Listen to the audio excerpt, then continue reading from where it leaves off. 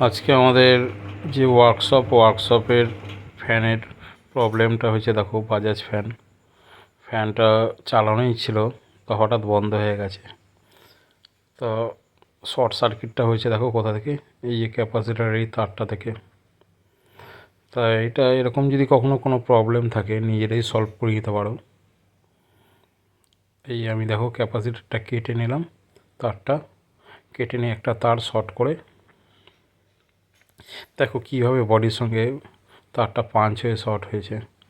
এই একটা কাটা তার নিয়ে এই দিক দিয়েও জড়িয়ে নিলাম আর ওই দিক দিয়ে কানেক্টারে লাগিয়ে নিচ্ছি। এরকমভাবে দেখো কানেক্টারের মধ্যে লাগিয়ে নিলাম।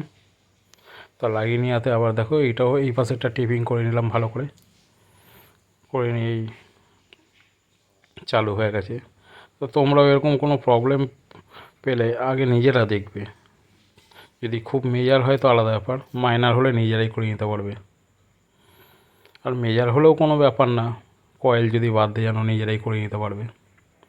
এই যে ফ্যান রানিং হয়ে গেল।